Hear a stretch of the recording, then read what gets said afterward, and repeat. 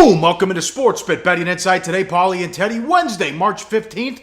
Big game breakdown. We're loaded today. We finished the Midwest and the South region. We'll get to another play-in game with USC and Providence, first four, whatever you want to call it. Then we'll hit the Thursday card. Middle Tennessee State against Minnesota. Also Vermont against Purdue. Then the play of the day. Bad beats, bad bets, bad for the books coming up. How are you, Teddy? I'm doing great. We have March Madness in the books. It's the big dance. 2 games last night, and I know, Paulie, one of them, K-State, a right side. If you had the Wildcats, kudos. The over in that game, also a right side. The other game, Paul Howard, made you absolutely crazy. It's time for a rant. We love the madness and we love college hoops, but in the next month, you're going to see some horrible decisions by players and especially coaches. They never go 2 for 1. They rarely can draw something up out of a timeout. And then this was second grade math at the end of the Mount St. Mary's New Orleans game. New Orleans down 1, 34 seconds. They don't foul. And then Clark Kellogg says right away, you don't have to foul. You can play it out. No, you don't. The best case scenario was you get the ball back with 2 seconds, and it's going to be a half or a full court heave. I think Clark Kellogg, and maybe even the New Orleans coach, thought it was the NBA rule. Well, definitely Clark Kellogg thought you could advance the ball with a timeout. Everything worked out and went New Orleans' way. They get the stop, but they get the rebound with 2 seconds left. They don't have time to do anything. They don't even give a shot up. And then Clark Kellogg realized he made a mistake and then tried to backtrack and say, well, yeah, you got to extend the game there and foul. I mean, it was a horror show how they did that. Not a good look for New Orleans. You got players fighting on the bench, choking one another. You lose, and then the coach makes a bonehead mistake not to foul. New Orleans goes down. So you're mad at New Orleans and you're mad at Clark Kellogg. I mean, look, with the announcers, they are what they are. You know what I mean? I mean, it's Sims and Nance, Gumbel and Kellogg, who you get, and you have to deal with it. From a coaching standpoint, I'm with you on certainly the 2 for 1 thing is something that makes me crazy, where you rarely see college coaches do that, and it's not hard to figure out when you want to jack up a shot fairly early in the shot clock and when it's okay to wait. But, yeah, bad coaching decisions and bad coaching will cost team wins over the next team's wins. Yes. Teddy, if Mount St. Mary shoots a long 3, the game's over. And New Orleans wouldn't even get a shot off. The play-by-play guy's got to point that out, and someone's got to be talking in their ear. I mean, that was second grade math that they failed, and for the coach to do that, amazing. All right, bad for the books. Not a banner night for the books, Teddy. A lot went wrong. Let's start in the NIT. Old Miss money, second year in a row. Monmouth either didn't care or not ready to play the NIT. Yeah, I mean, thumbs up all night for the Rebels offense. Sebastian Say has 23 points, 5 Rebel players in double figures, and it was nothing but Ole Miss money. +3 to +1, and the total skyrocketing, 162 all the way up to 167, 91-83 final. I'm telling you, Monmouth had no chance to stop Ole Miss. That's something to think about when Iona plays Oregon on Friday. Money for Illinois and money for Georgia Tech. Illinois drubbed Valpo. They never recovered when they lost Alex Peters, averaged 20 and 10. They were blown out in that game, and the Yellow Jackets beat Indiana as a home dog. Yeah, and the Yellow Jackets obviously shouldn't have been a home dog. They won the game outright by double digits. And Georgia Tech, yet another cash in the same role they've been cashing in all year long. If you did your reading, you won on this game. Colorado State was motivated and excited. Eustachy's comments as well. They took money and they won by 7. They were bet up to 4.5. And the Thunder were bet up to 6 to 6.5 at Brooklyn, the number 1 public play on the board, and the wise guys bet it too. Oh, yeah, the Nets were fat and happy after beating the Knicks to snap that 17-game home losing streak. Well, they started a new one last night, but all of these, Paulie, we're talking about Illinois and Georgia Tech, Colorado State, Oklahoma City, all bad for the books, and we're not done yet. What happened to the Blazers? That was a no-show in New Orleans. It was bizarre. I mean, it really was a no-show right from the opening tip. And there was a pretty heavy steam move early on Tuesday morning towards the Pelicans against the Blazers. Went from 2.5 up to 4. Later in the day, there was a little bit of Portland buyback, got back down to New Orleans -3.5. Well, I'll tell you what, somebody knew something. Look at this graphic. Damian Lillard shot okay. Look at the rest of the team. 15 of 58, 26% from the floor. Maybe a little bit too much partying on Bourbon Street in the Big Easy last night, Paulie. Yeah, I'm with you on that one. Here's a bad bet. What were they doing? They were betting the Pistons, even with the Cavs in revenge mode for the loss at Detroit last week. Detroit took money plus 8.5 down to 7. The Cavs started 10 of 10 from 3. They had 60 points with 8 minutes left in the second quarter. Yeah, they hit 69% for the first half. They hit better from three-point range than they did from the floor for the game. Drained in 19 threes. I think they shot 60% for the entire contest. And Cleveland's scary when they're hitting shots. They are. That offense is as dangerous as any in the NBA. The problem is they haven't been on the floor enough together to hit those shots consistently. And we got one more in college. They were betting Alabama, Richmond with the outright win. Yeah, Alabama -7 up to -8. Avery Johnson couldn't get them up for the NIT. Nice win for the Spiders as they try to get to Madison Square Garden. All right, let's do some props now for the tournament. We'll get to the Midwest and the South region coming up. These are like a Pinnacle ripoff type of book. You'll find the same thing at the LV Superbook here in Vegas as well. Will a 12 seed win a game? Yes, -450. Will a 13 win a game? -120. Will a 14 seed win a game? No. Or yes, plus 250. And will a 15 seed win a game? Plus $5 in that one. Always my favorite prop. Will a 14, 15, or 16 win a game? No. Minus $1.35. And we were at the South Point over the weekend. They got a pretty cool prop up. Will UCLA, Kansas, Nova, or Duke win it all? Yes, plus $1.45. Yeah, and that's a prop that started out at -110, and the money has come against, or on the field, against these particular four schools. Some of it came when Duke was struggling a little bit. Some of it came when UCLA only came out as a 3 seed. Remember, they're only talking about 2 number 1 seeds, and the -110s that I'm seeing have been, will a number 1 seed versus the field.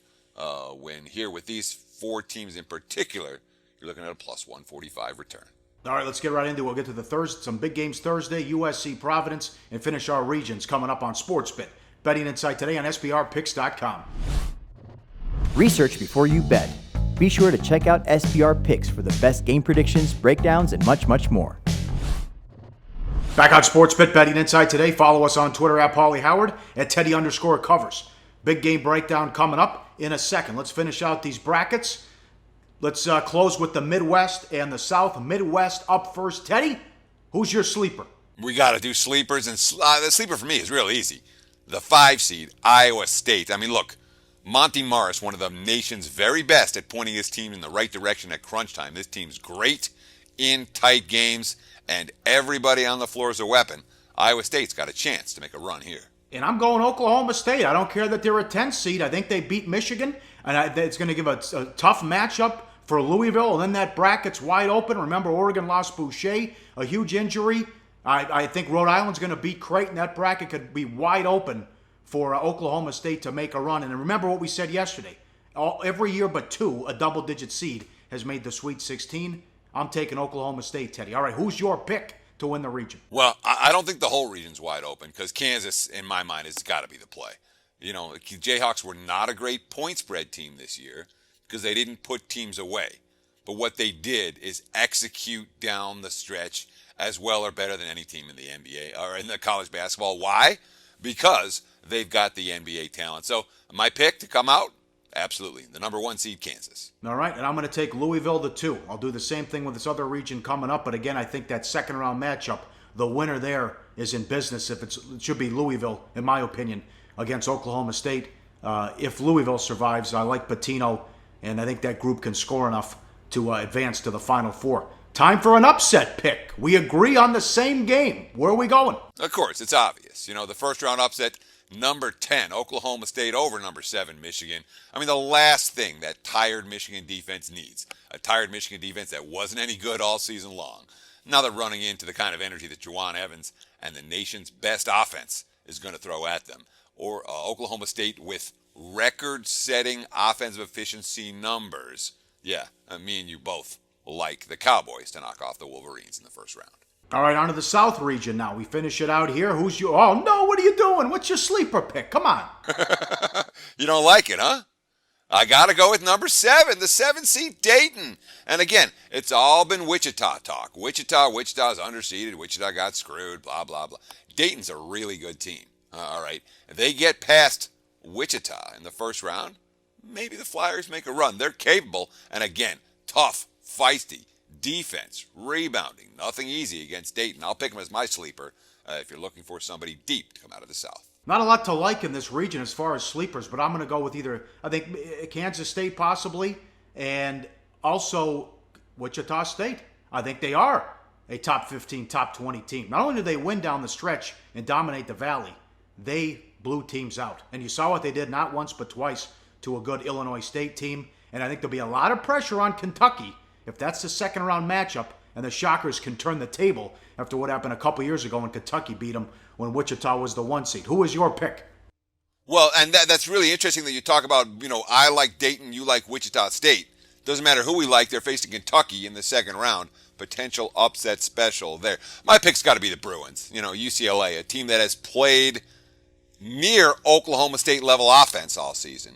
A team whose pace of play is going to give opponents a lot of trouble. A team from a conference that we like in the Pac-12.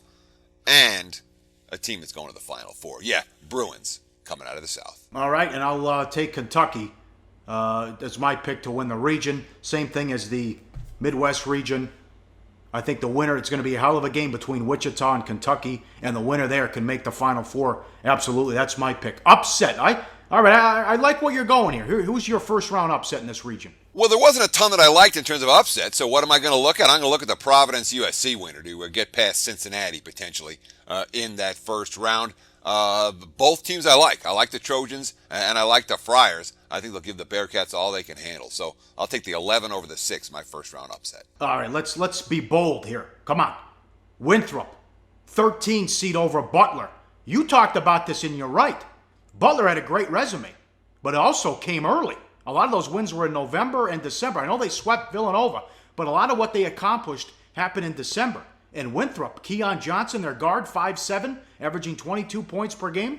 I like this Winthrop team. They can hang around. I was not impressed with Butler in the Big East tournament. They lost to a average at best Xavier team. Xavier was good, but with all the injuries, that was a bad loss for Butler. I think Winthrop can shock the world and beat Butler in this one. That's my 13 over a 4. All right, big game. We got some ATS here. This is very good.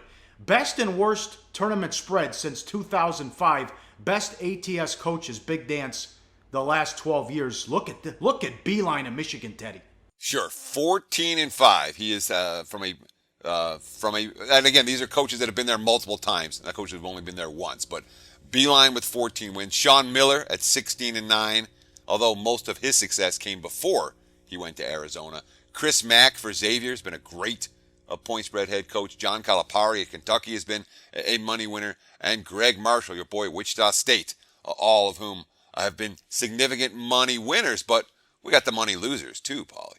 All right, and Mike Bray leading the way. Notre Dame, 5-11 ATS, though oddly enough, he scored a win and cover against Beeline in the first round last year. Mark Few, Gonzaga, 11-14 ATS. McDermott at Creighton, 2-5 ATS, tied with Leonard Hamilton, Florida State, 2-5 ATS. Some bad coaches there over the years against the spread. Now, we got to talk about this for 1 second because note, we had the best coach and the worst in terms of point spread records in March Madness. Bray versus Beeline. And lo and behold, Notre Dame beat Michigan and covered the number against the Wolverines last year. So you cannot make a bet solely on coaching. There's got to be something else there, even though these are guys who have had good success and bad success in previous tournaments. All right, later today, USC and Providence, live odds, sportsbookreview.com. USC laying 2.5, 140.5 the total. It's a rematch. Last year in the 8-9 game, Providence won 70-69. They were laying 2. Neither team led by more than 7, but Providence had Chris Dunn, NBA player last year. That's a big difference from last year and this year, Teddy. Yeah, sure. I mean, it was a crazy game. USC missed the front end of 2 1-and-1s and hit just 1 of 2 on the other foul in the final minute. So they really left 5 points on the board in a game they lost by 1. And they couldn't snag the rebound that allowed Rodney Bullock to win it on a layup for Providence with 1.4 seconds left on the clock. The guard, Julian Jacobs, after the game, we just looked very immature at the end. We had the game in our hands. We just let it fall right through. So that's the backdrop. That's what happened last year. As an aside, and I don't do this very often, but Jacobs, I had money on USC last year. Jacobs missed the front of the 1-1, and then he declared early for the NBA draft, and then he went undrafted. So I can't say I was sorry. I don't root against kids, but especially kids, you know what I mean, in college. But I do remember when their free throws cost me money, he made a bad decision, and I think he landed in the D League somewhere. But that's the story with USC and Providence last year. I think the Big East is overrated, and I think the committee overrated the Big East big time. Nothing special in Providence non-conference resume. Non-conference SOS was 280. They only went over a tourney team, was by 3 at home against Rhode Island. Creighton, who they were a Final Four contender, definitely with Watson when they started 18-1. After Watson got hurt, just 8-9. Understandable.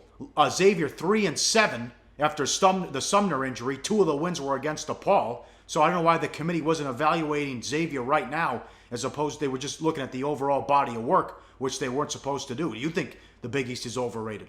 Yeah, well, but the Big East maybe, but Providence isn't. You know, and we're talking about a team you can be confident. We both like Ed Cooley. Ed Cooley's teams in every game, they're going to scrap for every loose ball. They're not going to give anything away. And when you talk about end game, Cooley's been real good in these spots. Enfield for USC, not so much. But we don't like the Big East. We do like the Pac-12. And USC, they are as battle-tested as any team in the country coming down the stretch. 6 of their last 14 games came against UCLA, Arizona, and Oregon. They've got the edge at point guard. They didn't last year. You talked about Chris Dunn. This year with Jordan McLaughlin and, of course, Benny Boatwright, who's 6'10", they're going to step down in class after playing against so many elite teams in the Pac-12, and USC obviously with the revenge motif after letting it slip away a season ago. Well, we see an upset on Thursday. Let's get to it up next. Purdue, Vermont, Middle Tennessee, and Minnesota, plus the play of the day on Sportsbit. Betting Insight today on SBRpicks.com. Do your research before you bet. Check out our ratings guide to see which books have the best ratings and sign-up bonuses. Open up several accounts and shop for lines at SBRodds.com. Always be ahead of the game.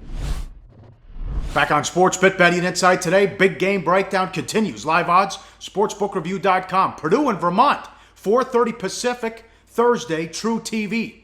Purdue 9, 135 the total. Now you could lay 8.5, you could take 9.5. You could bet over 134.5, you could take under 135. Vermont has not lost since before Christmas, 21 straight wins. The loss was at Butler though. They did come up short in 3 road games against tourney teams.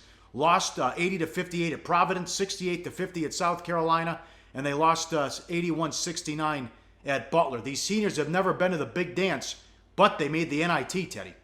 Yeah, they were in the NIT 3 years ago. They were in the CBI each of the last 2 seasons. I don't look at the Catamounts as saying that this team's hopelessly outmatched when it comes to experience factor in the big dance because they've had a significant amount of postseason experience. But I mean, Vermont's got a couple of problems.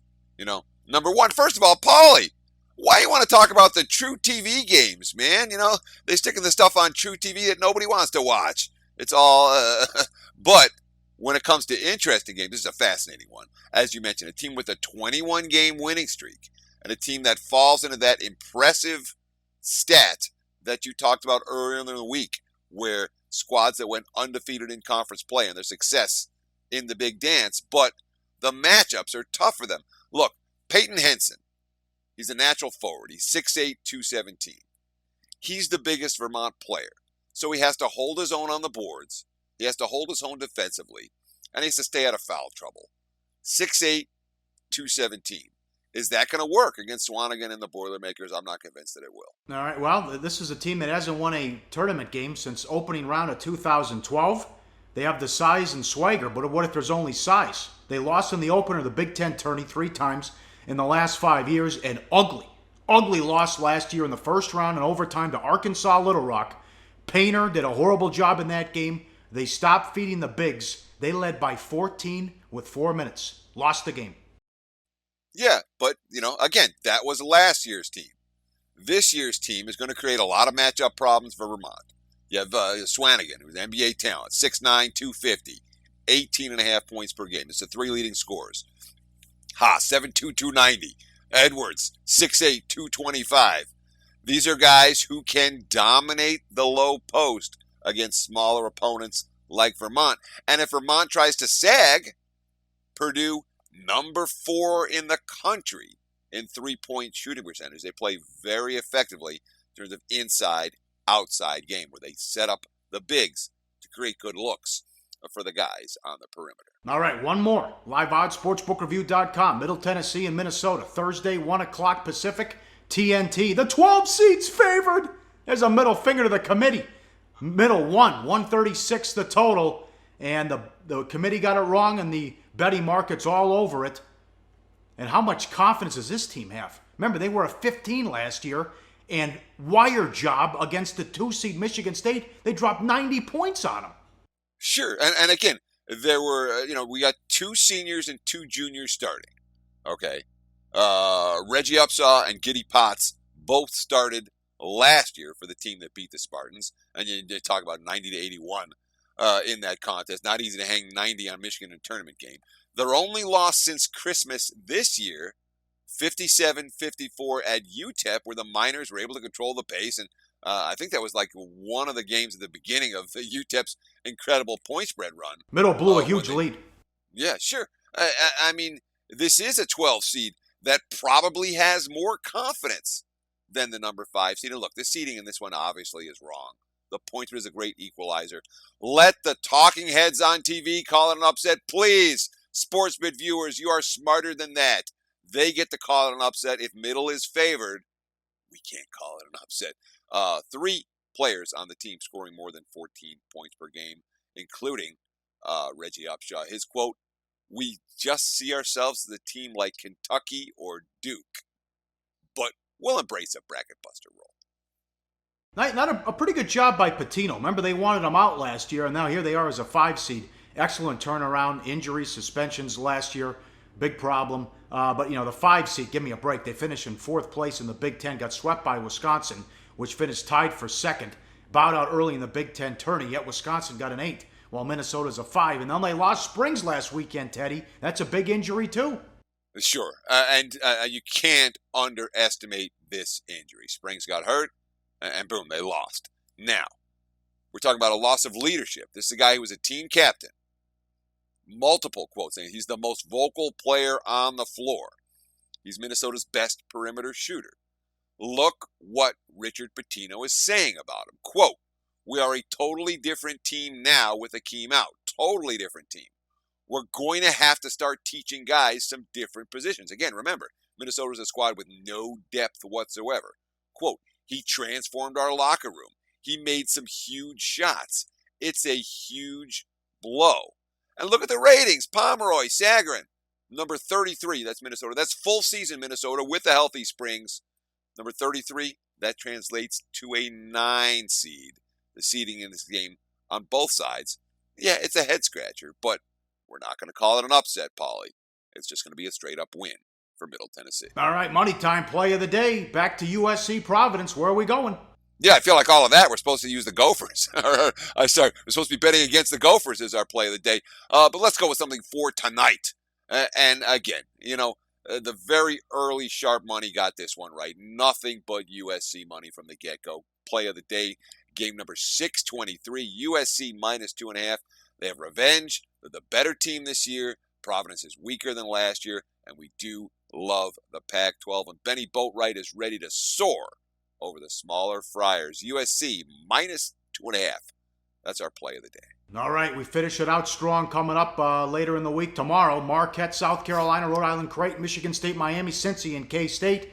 And then on Friday's show, we'll hit round 2 of the tournament. Huge week coming up. Google Hangout Thursday, 8 o'clock Pacific as well. Tell your friends, huge week here on the show. Sportsbit, betting insight today on SBRpicks.com.